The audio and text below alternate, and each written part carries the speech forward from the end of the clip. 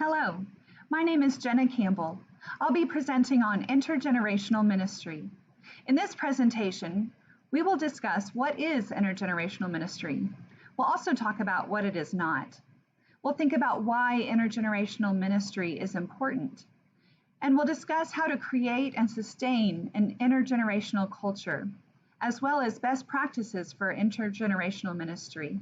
And we'll end with questions that you can use in your own ministry context around intergenerational ministry. So what is intergenerational ministry? It's about the building and deepening of relationships between two or more generations. This means two or more generations gathering together to interact by sharing, learning, growing, and serving in relationship with one another. Relationships are key to intergenerational ministry. Intergenerational ministry is marked by three things: mutuality, reciprocity, and equality. So for mutuality, it's not just for the benefit of one generation or another, but rather all are participating and all are growing because of the experience. It is not something for kids that adults just attend. In reciprocity, all generations give and all generations receive. It's not one-sided. It's affirming that all generations have something to give and offer, and all generations can receive. For equality, one generation is not valued more than another. All generations are valued for who they are, their gifts, experiences, and wisdom. Having generations all in the same room does not make something intergenerational. That's multi-generational. Intergenerationality is about the building and deepening of relationships, so it requires meaningful interaction between the generations.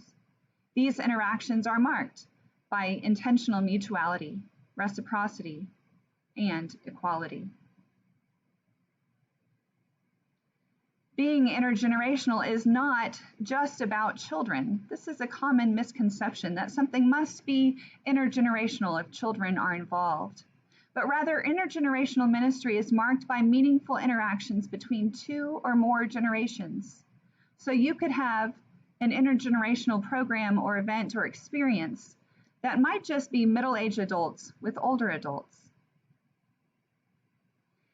And it's not just about a program or an event, it's really about who we are. It's a culture of intergenerationality that informs and inspires who we are as a church. It's not just a few events scattered through the year. And it's not something that just happens. It requires intentionality. It requires advocates for intergenerational ministry, and it requires intention. In intergenerational ministry, it's about actively engaging and equally valuing the gifts of the generations. And we are most fully the people of God when we're gathered all together, all ages, in worship, service, learning, and fellowship together. We do learn and worship and serve and build community best when we honor the gifts and perspectives of all the ages. Now, this is not new. The early church was deeply intergenerational. And so we take our model from the early church and recognize that we cannot fully be the body of Christ when we're missing important members. So why should we be intergenerational? The main point is that intergenerationality encourages greater faith in all generations. Many people think it's because it's good for children. It's not really about all ages, but it really is. Research is showing that all ages receive encouragement and sustain lifelong discipleship through intergenerational ministries. The impact of intergenerational ministry on growing in faith is shown in all ages. It uses the strengths of one generation to meet the needs of another. All generations have strengths and gifts and wisdom and experience and knowledge to offer. Children and teens have it, and not just about technology, but all generations have something to share in their strengths. Intergenerational ministry nurtures special relationships and builds strong community. It keeps people connected to one another and to God. and provides a deeper connection to and involvement in the church community. It also fosters leadership among all ages. When we're sharing leadership in an intergenerational model, we're teaching that all ages can lead, not just those who are older or who hold certain positions. It provides up-close faith formation, modeling for one another, living in faith. We can see others living their faith as we experience intergenerational programming and ministry. It also strengthens and encourages families with common experiences, so they try it together at church and they can live it out at home together. It provides excellent role models, and we know about the importance of role models in the life of faith. We know about the importance of mentors for parents, for people who have been there before in the midst of that parenting trial and can be a person of relationship and connection for those parents going through it. And we definitely know about the research of the importance of adults that are not parents in the lives of children and youth as well. And intergenerational ministry affirms everyone's value. It says that you belong no matter what your age. So how do we create and sustain intergenerational culture? Since, as we've said, it's not just about programs or events of intergenerational ministry, but really about sustaining a culture of that. Culture is about values and attitudes and behaviors. So intergenerational culture does not come just from having intergenerational events. It's about how we value and talk about and respect all generations. So how do people speak about the different generations in your church? How are different generations welcomed? Are children seen but don't want to be heard from? Are only older adults in leadership? We have to model and cultivate the values, attitudes, and behaviors of loving all generations in every aspect of church life, not just during an intergenerational event. What stories are you telling about the ways that generations are growing in faith together in your context? We need to educate the congregation on the value of intergenerational ministry. And we also need to focus on intentional, specific action from leadership. Leadership must be on board and understand what intergenerational ministry is and isn't, and the best practices for it. As far as leadership, we also need advocates to create and sustain an intergenerational culture. Perhaps a formal group that gathers, or a leader who's in charge of maintaining that intergenerational culture, telling those stories, putting on events, but also just making sure that people are looking out for what it means to be intergenerational as a community of faith.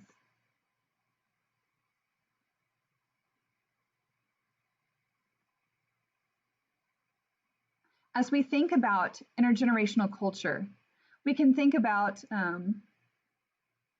our whole community, the whole life of the community.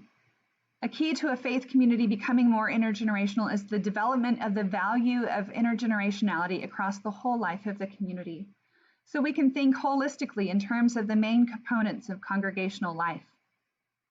We can think about caring, learning, praying, serving, and celebrating, all of those things, and ask these questions, being intentional in each area as we think about how generations are engaging together, as we think about collaborative leadership and how the whole family is learning together. We can think about if things are conducive to a variety of ages and learning styles, and what we can do in each of these areas to be more intergenerational, to be more intentional in that area.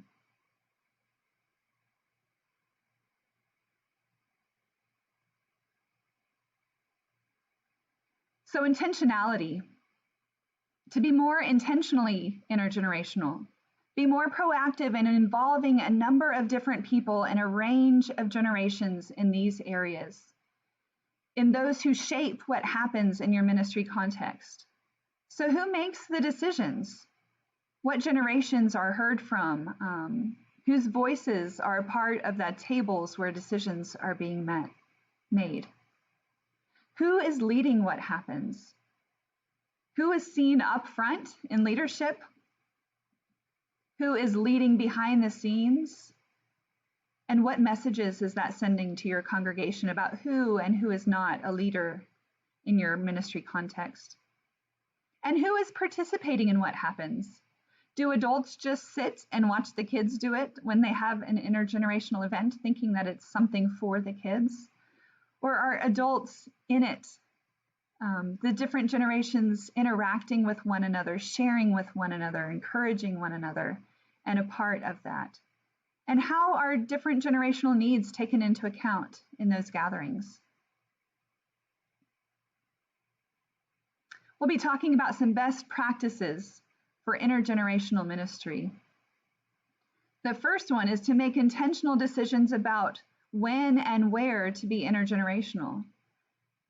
Now, an important point is not everything needs to be intergenerational. There is still a place for age-specific ministry and programming, but the key is to intentionally determine where and when intergenerational ministry is most beneficial.